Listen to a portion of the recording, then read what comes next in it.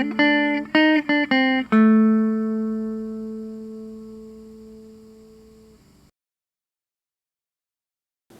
today I'm looking at Space Empires from Mayfair Games in 1981. Sometimes it's good for me to take a break from looking at the 32-page rule war games and look at something maybe a little more minimalistic. And maybe this will fit the bill for that. It's a pocket game. The general idea is it's dealing with different systems across the galaxy with races of different abilities, and they combat for resources, etc.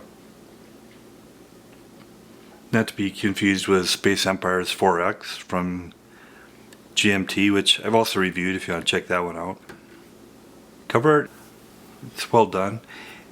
I think this would probably realistically be a system with different moons, since you can see different planets, but maybe it's meant to represent different planets kind of in a more of an abstract way.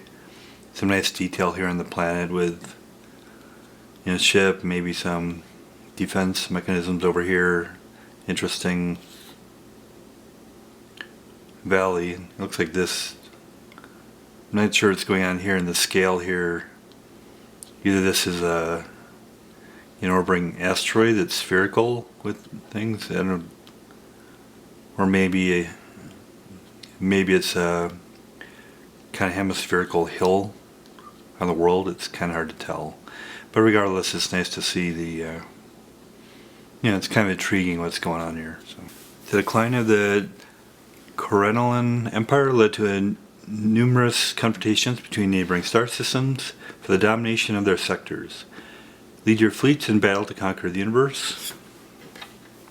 Gives a little representation here of different ships and planets. Space Empire is an intriguing multiplayer game of interstellar conflict. Special weapons and abilities of the contending races give this game a unique flavor.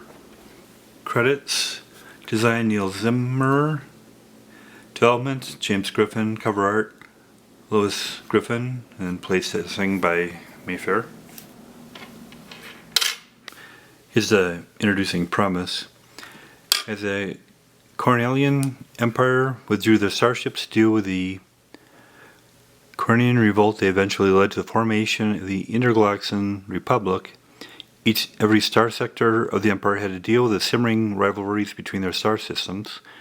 The Vermilion star sector is especially notable due to their theft of some of the Corellian starships' battle secrets by their cracking of the Corellian psychic codes.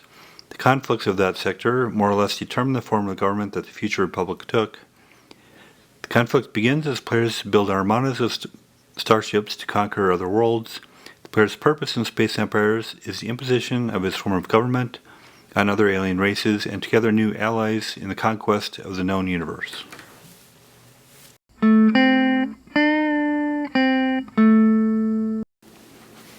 Components: the 8-page booklet, black and white. Check that out in detail in the rules. As with many games, it's got standard 1/2 inch by 1/2 inch counters. These are one-sided. They're simple, but I think they're visually appealing. I like the variety of colors. They kind of go together well. Here's unique counters. So they're different races. Each race is indicated by, there's the race code in the upper left, and also each of the races have a different unique color. And it seems that each of the races only has one type of ship, so these are all the unique ones. You have the race code, you have a combat factor, a movement factor, and then just the profile image. For the W race, each of these races has special abilities, and their special ability is that they win all attacks, and I assume that's why they have the parentheses around the combat factor. For the B race, in the advanced rules, you also use an identification number. Here's a game map. It's 17 by 22, including combat results table up here with the different race abilities. It's always useful when they have these references on the playing area. On the map itself are the different star systems. There's lower developed systems, which are the brown ones, which aren't attributed to a specific race. There's 5 of those. And the 12 systems have the letters representing the different races. So these would be the home worlds of the different races, A here for instance. And then the numbers are the production value of that system. And also, since this is a pocket game, it doesn't come with dice, but you'll need dice. Up the combat results table here, you have die rolls and then ratios, where the options are attacker eliminated, defender eliminated, C contact, where there's no losses, EX exchange, equal loss of combat factors. Over here you have the abilities of the different races and the order by the alphabetically here. So for instance, A, an extra A ship to your stack for every enemy ship eliminated by DE. New ship may start overstocked. B, add 4 combat factors to your ship for each enemy ship eliminated by DE. D, may warp to anywhere on the map except an enemy zone of control on a planetoid or home planets. G, may reverse combat odds when being attacked. H, can attack each hex in the zone of control with its attack factor. Losses are incurred at the end of it while combat.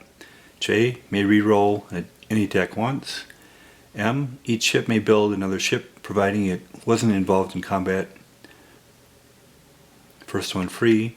P, when attacking, uses half of the opponent's factors as its own. R, has a range attack of 2 hexes.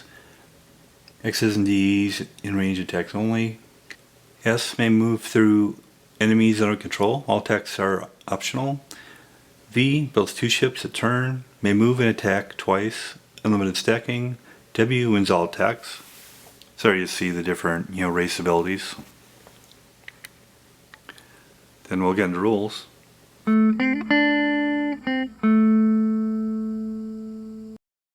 Going through rules here, setup. 1 starship from each of the 12 races is selected and placed face down on the table, and the lot is thoroughly mixed. Each player then selects 2 starships from his initial forces and places them on their respective home star systems. After every player has selected his forces, any remaining starships are placed on the respective home star systems and constitute the neutral systems. Players should keep the starships of their races in front of them. Sequence of play. Production phase. Combatant races accumulate production points. Building phase. Combatant races build starships. Move in combat phase. Races move and have combat in alphabetical order. Victory phase. Players determine whether the victory conditions have not been met.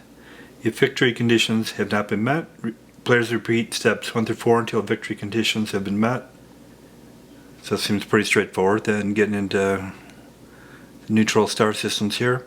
Those star systems not selected by any player during setup are referred to as neutral star systems. At the beginning of the game, 1 starship is placed on each neutral star system. The starship may not move or attack, but it defends the star system at twice its combat factor. Exerts a zone of control. Combatants conquer neutral star systems in the same manner that they conquer other star systems. Production. At the beginning of each turn, including the first turn, each player determines the number of production points available to him as follows. Every star system has a production value printed on the map, except for the M and V systems. Each player receives production points equal to the total of the production values of the systems he controls during the production phase. For purposes of the introductory game only, the M and V systems each have a production value of 4. The last player to have had a starship on a home star system controls that system and receives its production value until the system is conquered by another player. A player receives the production value of the home star system whether or not he has a starship in the star system. LDS must be occupied by a player for him to control it and to receive its production value. If a player does not have a starship occupying the LDSS, he does not receive its production value. Each player must keep on a separate sheet of paper his cumulative total of production points, subtracting each turn his production points expended for building starships as explained above. Production points may be accumulated from turn to turn. Zones of control do not affect the control of a star system for the purpose of accumulating production points. Building starships. After all the players have finished determining the number of production points available to himself, each player determines how many starships he will build as follows. A player may build as many starships as his accumulated production points allows. No player can overdraw production points or build more starships than are provided in the counter mechs. Production points equal to the combat factor of the starship built are subtracted from the building player's total. For example, each starship of race G with a combat factor of 4 costs 4 production points. Starships of race W cost 8 production points in both the introductory game and the advanced games. Production points may be used to build starships of any race controlled by a player without regard to the source of the production points. Starships built by a player are placed on the home system of the starship's race. A starship may not be built if its home star system is in zone of control of another player's starship. Stacking limitations are enforced at all times during the building phase. A player may not build additional starships on a star system if such starships, together with any starships already in the star system, would violate stacking limitations. Movement and combat. The races move and attack in alphabetical order. Beginning with race A, each race first moves with starships, then resolves all attacks made by that race's starships, and then etc. Players may not move more than one race at the same time. Starships of each race attack alone without the additional factors of an allied race's starships. During the movement phase, a player may move any or all or none of the race's starships. No other race's starships may move. One movement point is expended by moving a starship from one hex to an adjacent hex. A starship may in each turn expend movement points up to its total movement factor. 6 hexes adjacent to the starship are known as the starship zone of control. They have various effects on building, movement, and combat. Zones of control have no effect on allied races, those which are controlled by the same player. The starship ends its movement upon entering the zone of control of an opponent's starship. Starships in the zone of control of an opponent's starship may not move. No more than 3 starships of any race may occupy a hex. Any number of starships may move through a hex so long as the stacking limit is met after movement ends. No starship may enter a hex occupied by an opponent's starship. Combat occurs after all movement has been completed by the phasing race, and if the phasing race's starships are in the zone of control of an opponent's starship. During the combat phase of a race's turn, every starship of an opponent which is in a zone of control of the moving race's starships must be attacked by that race's starships, except for that race's starships on the home star system. A starship on its home star system does not have to attack. A starship may conduct only one attack per turn. A starship may be attacked only once during a race's combat phase, but a starship may be attacked by more than one race. Combat resolution. The attacking player must announce the allocation of the starships to combat against the defending starship, subject to these rules. When more than one starship attacks one defending starship, the combat factors of all attacking starships are added into one combat factor. When one starship attacks more than one defending starship, the combat factors of all defending starships are combined into one combat factor. When more than one starship attacks more than one adjacent starship, the attacking player may have his option either combine the combat factors of all attacking starships into one combat factor against the combined defense factor of all defending starship, or split the attack into any number of smaller attacks so long as every defending starship is attacked. All starships of every opponent in the zone of control must be attacked. Starships defending their home system are doubled. If all defending units on the star system are eliminated during an attack when one of the defending starships were doubled, Surviving and attacking starships may move onto the planet after combat resolution. The attacking player compares the combat factor of the attacking starships to the combat factor of the defending starships, stating the result as ratio, attack defender, and running the ratio in defender's favor. The attacking player rolls a die and consults the combat results table. An explanation of the combat results table: attacker eliminated, remove all of the attacking player's starships. Defender eliminated, remove all of the defending starships. Exchange. An even exchange of combat factors. The weaker force is eliminated and the stronger force must remove starships of the combined combat factors at least equal to the combat factors of the weaker force. Exchanges are determined based on the unmodified combat factors. For example, those which were on home star systems are not doubled. If any defender was doubled and all starships in the hex have been eliminated, surviving starships may advance in the hex without regard to zones of control. A starship on its home star system does not have to attack. All starships of different races adjacent to the starships must attack. All starships of different races in the same hex as a starship must nevertheless attack. Should a race wish to attack from its home star system, it may only do so by attacking all the adjacent starships of opponents. Conquering races. When a player's starship enters the home star system of a race controlled by an opposing player, all the starships of that star system race are immediately moved from the map. The race of the invaded star system is thereafter controlled by the invading player, and the player may in succeeding production phases accumulate production points of the star system and building phases build that race of starships. There is no limit to the number of times any race may be conquered. Victory conditions. A player wins the game by controlling 7 or more races for 2 consecutive victory phases. Alternatively, players may agree on a time limit. Then the player at the end of the game with the most races wins, with ties being resolved in favor of the player with the highest production point total. Net after starship building. Any other result is a draw. And then that was the basic game. Then the advanced game. The advanced game has exactly the same rules as the basic game, except that the races and their starships have the special abilities as stated in the alien race special abilities chart on the map and is explained below. Where the special abilities conflict with the rules, special ability applies.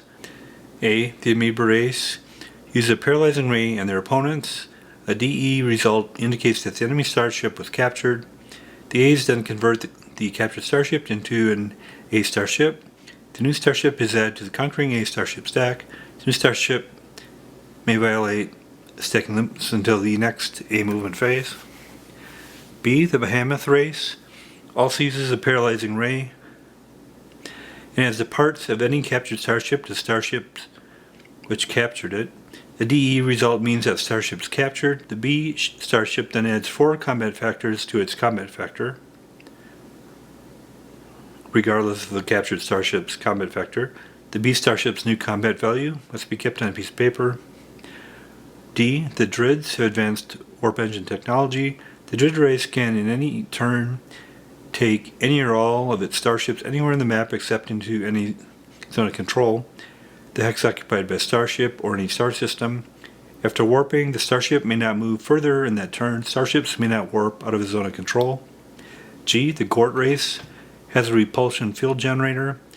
The Gorts may thus reverse combat adds when a starship is attacked. A 200 reverses, for instance, to 1-2. The weapon is not effective against the W starships, which automatically win any attack. H. The Hydra race has a unique system of fire control in which they can apply their combat factor to more than one hex in turn and postpone combat losses to the end of all attacks by the particular starship. J. The Jekawak race can generate a temporary field which can restore the status quo in a combat. This enables J to reroll any attack once. The J must accept the results of the second roll should they decide to take it. M. The Mega Machines race has a duplicator machine on each of its starships which can produce a new M starship if the starship was not involved in combat in the prior turn. New starships may not start overstacked. The additional M starships are built without using production factors. For instance, duplication utilizes no production factors. The M race may use the ordinary method of production, only that their home star system has no protection factors. P, the parasite race, has an energy absorption field which uses half of its opponent's factors, including those that are doubled, as its own when attacking. The opponent's factors are not affected. The minimum attack this starship can make is 1 to 2. Example, in A, factor 6 is attacked. By a P, factor 3, the P uses half of the factors of the A for a total of 6 factors in a 1-to-1 attack. R, the Ranger race, has long-range spotting and fire control scanners. R's can attack starships 2 hexes away, i.e. the hexes adjoining the zone of control. In long-range attacks, EX becomes TE and AE are ignored. The Selenka race has a cloaking device which enables this race to move through enemy zone of control with no penalty. The S may not move into the hex occupied by the opposing player's starships. The S still exerts a zone of control when not in its movement and combat phase. All attacks by the S are optional, and the S may attack only one starship in a stack without having to attack the rest. V, the warp race, has excellent command and communications. The V may move and attack twice a turn. For instance, move all ships, attack, move again, and attack again. Warps build 2 ships per turn without expending production points, have no stacking limitations, and do not count towards stacking limits. W, the Waffen race, has perfected a disintegrator array. During the combat phase of the W race, all opposing starships are removed from W starship zone of control. The combat factor is used only when the Waffen starship is defending, and you can do the option where all the races are not, when all the races are in consecutive alphabetical order, which one player controls may move and fight together. Then we'll get into setup and play.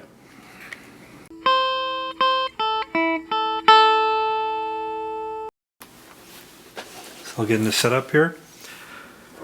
First of all, I take one of each of the 12 races, randomize, put them upside down, and each player randomly chooses 2 of them. So player 1,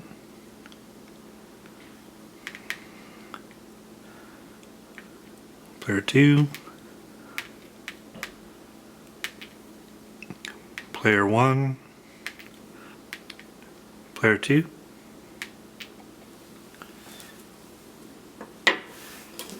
And I have to keep track of production points on cards anyway, so I'll just keep track of what races they have.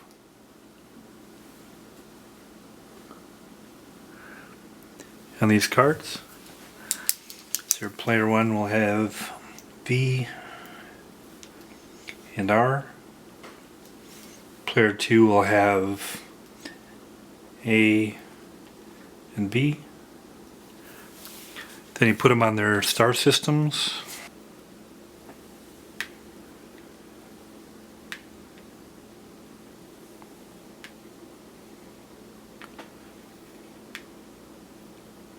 Not sure why the colors of the systems don't match the colors of the fleet, but that's fine.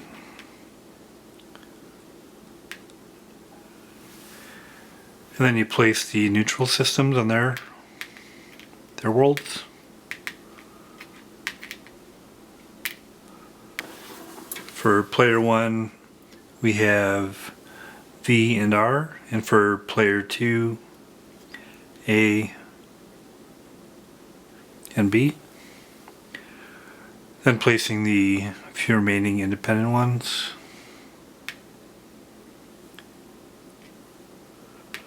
The neutral ones.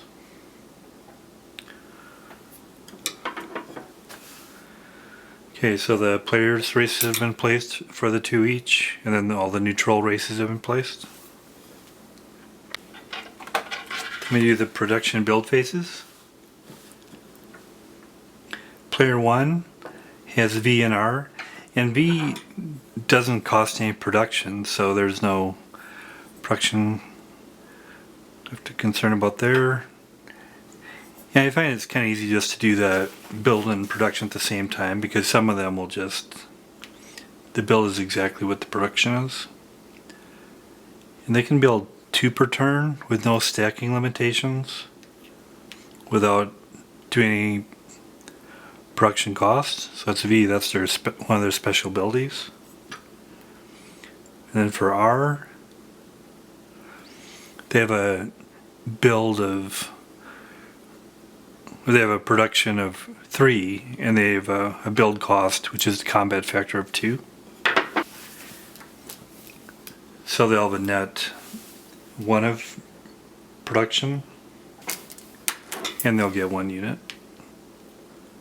With the exception of V, the stacking limitations are 3 races per hex, so he's got 2 there.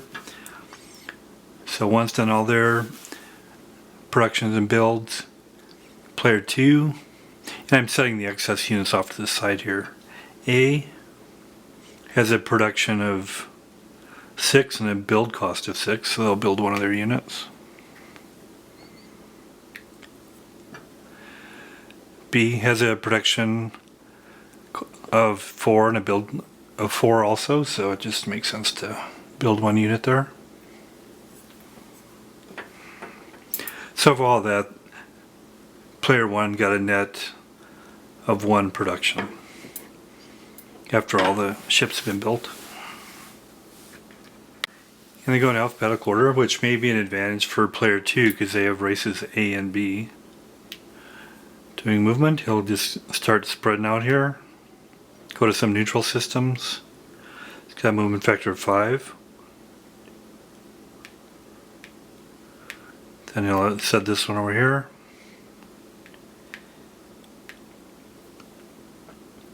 No combat yet.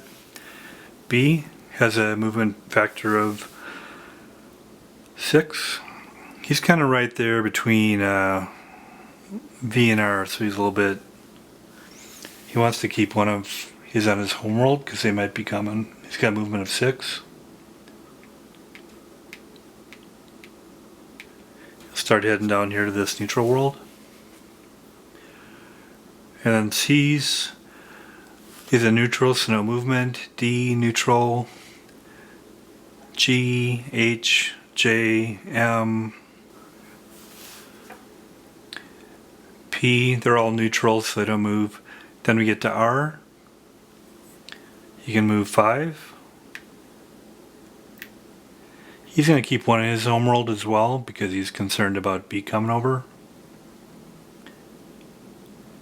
He actually started heading that way. S, neutral. V, they're gonna, they have a couple here. They're gonna start ganging up on B. He can only move 3 though. He's got 2 in this stack that he's moving up there. And then he'll keep 1 in his homeworld as well. No combat. Then we do next turn.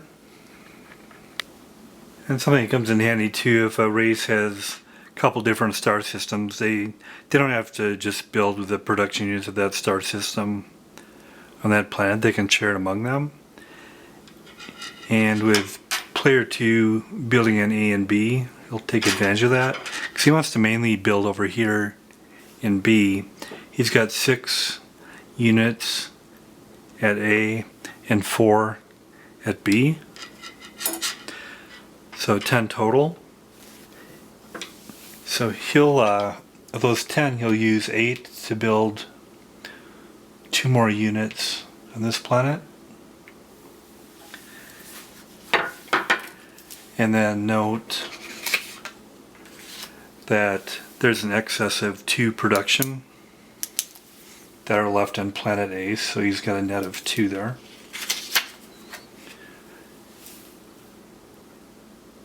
And then player 1 with V and R, he's got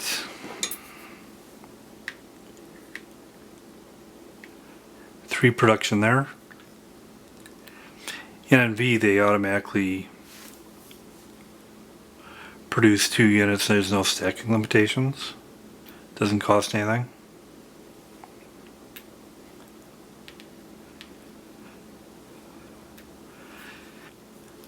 On the R planet, they had accumulated 1 before, and they take 2 of the 3 this turn to build a unit, so I can build 1 more.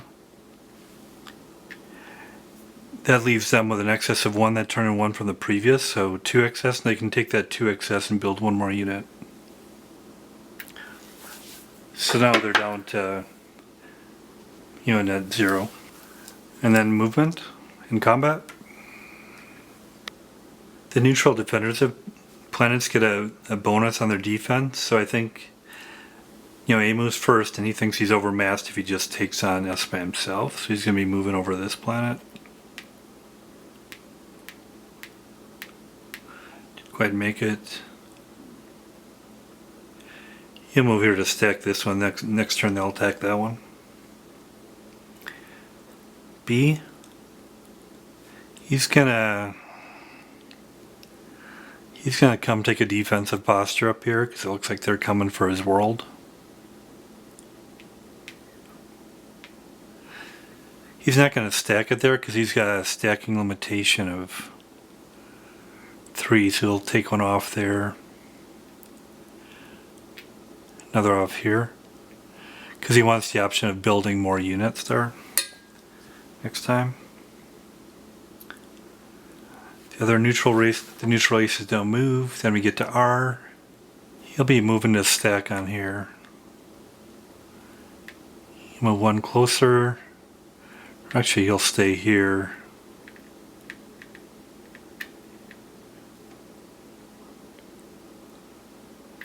And now he has 3 stacked right there. V similarly. They don't move very fast, so I'll kind of close in a little bit. Go up here. Move a couple off the world here.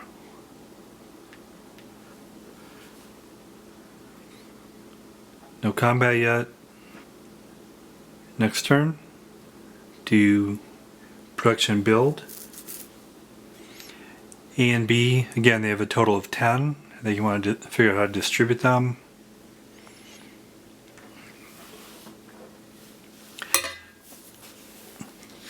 They have 10, but they also have an accumulated 2, so they have a total of 12.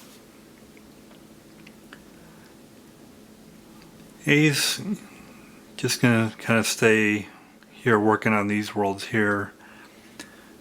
I think he'll build 1 there that costs 6. So for instance, they got 10, they're up to 12, and out of those 12 they're using some. They used 6 for here, and they'll use 4 to build another B.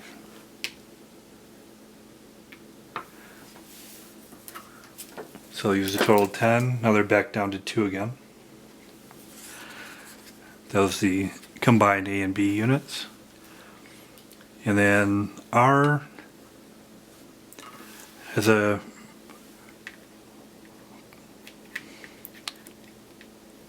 production of 3.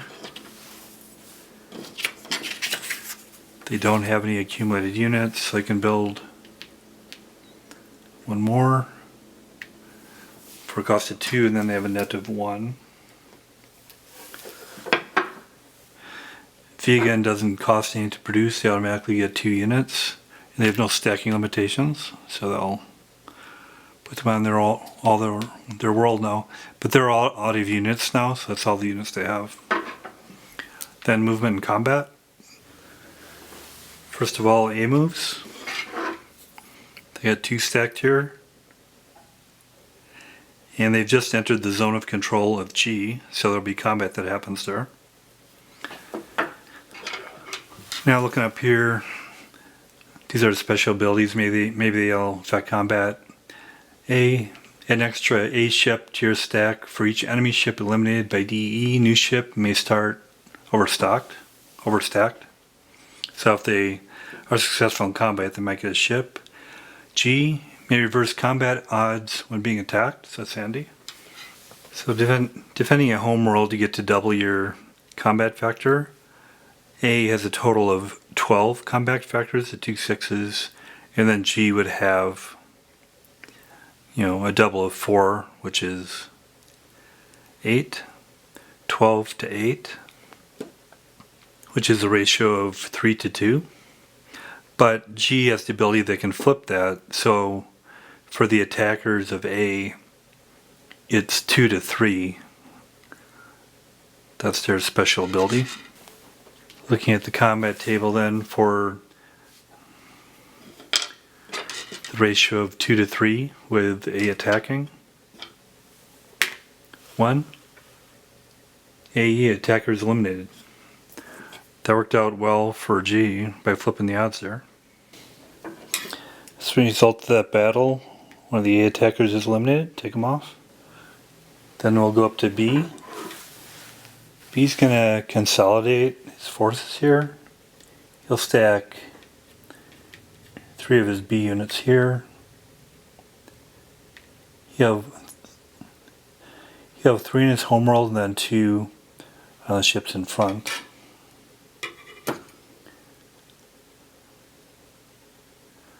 D doesn't move. G, since it's neutral, it doesn't move. And my assumption from the rule is it doesn't do a counterattack either. It seems like only the players do the attacking. H, J, M, P, they're all neutrals, they don't move. R, he'll be moving in here as forces. Move 5.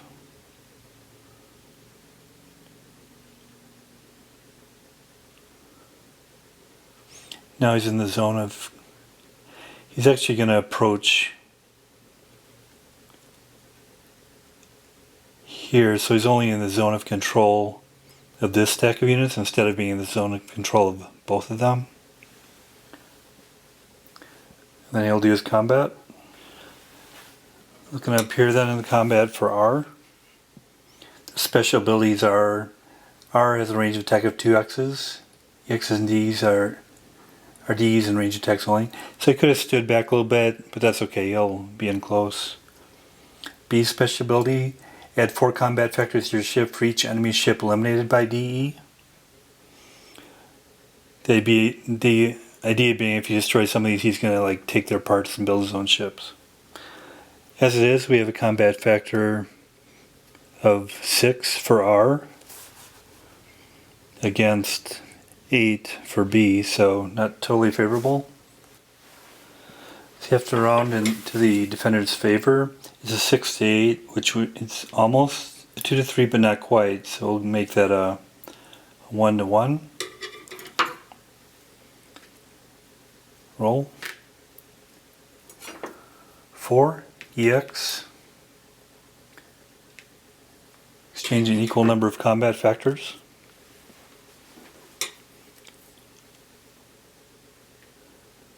Each of theirs is 2, so they lose two ships with a total of 4 combat factors.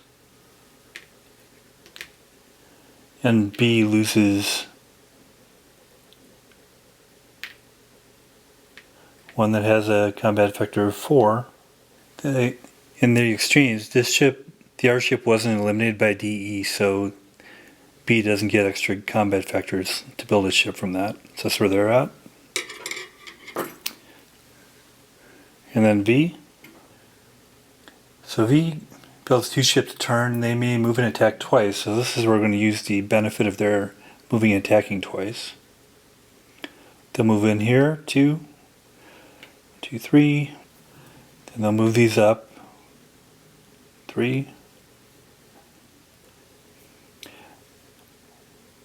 Now we have a total of 6 versus a 6 here. So 1 to 1. See how that combat goes. 6. DE, defender eliminated.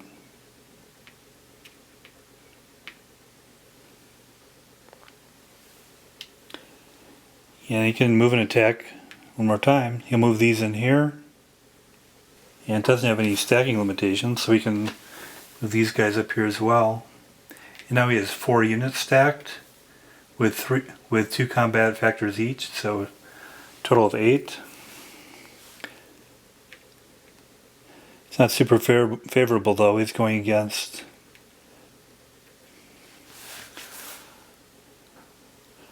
3 with a stack combat factor 4 each, or 12, and those are doubled because that's in their home world. The odds aren't great, but he'll give it a shot. So it's 8 versus 24. 1 to 3.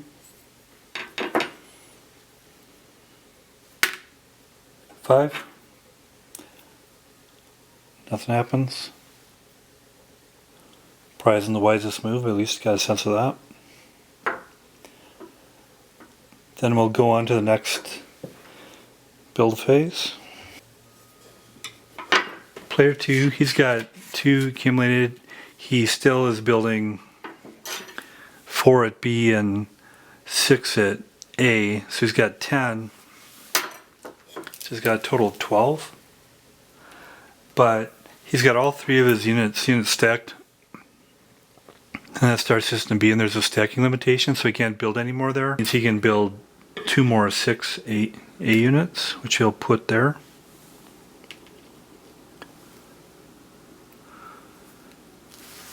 Then he's back down to 0. R and V can't build any more units. R's got 3 production, and he had 1 carried over, so he's got a total of 4, which means he can build 2 units. But again, he's got a stacking limitation too, and he's already got 2 on that world. So he'll just build 1 there. Movement and combat. Let's see how close these units can get down here.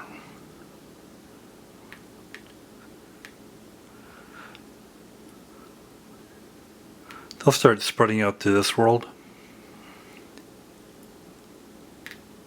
Got 2 ships going there. Got a combat here. Again, you double the defender, so it's 8, 6 to 8.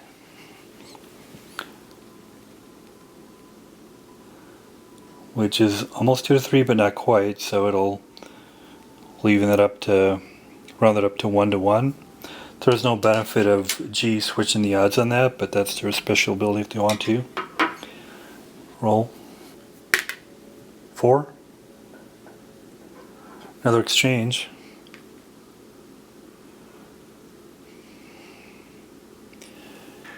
And then B. He's going to be attacking the forces of V here. Up here we got B. They're just going to stay in their homeworld. Got 3 units stacked, 4 combat factors each, versus 4 units of V with 2 combat factors each. It's unclear. So when you're defending your star system, you double your combat factors, but it's not clear in the rules if you're attacking from the home world to another one. If you do that, the way I read it, since they're attacking, not defending, I'm not going to give them that doubling.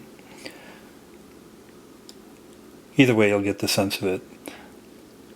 So by not doubling it, it'd be a combat factor of 12. Otherwise, it would be 24. 12 versus a total of 8. So a ratio of 3 to 2. Attacking. 3. EX. They have an equal loss of combat factors. He'll lose it. 4 here. And then he'll lose a total of 4 also. End of their turn. And then R can do a range attack. So first I'll be moving in here, see how close they can get.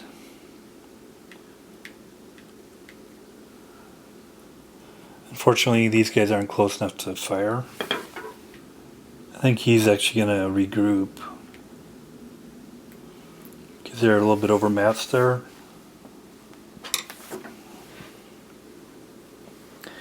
And these guys will move in.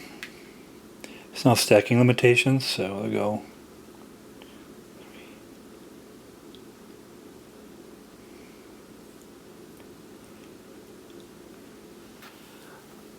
These two V ships are still in the zone of control of B, so they can't, doesn't seem like they can move out, they have to do combat.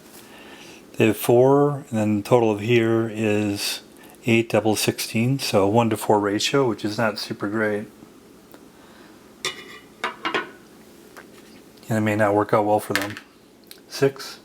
They're fortunate they didn't take any losses. So that's a bit of the play.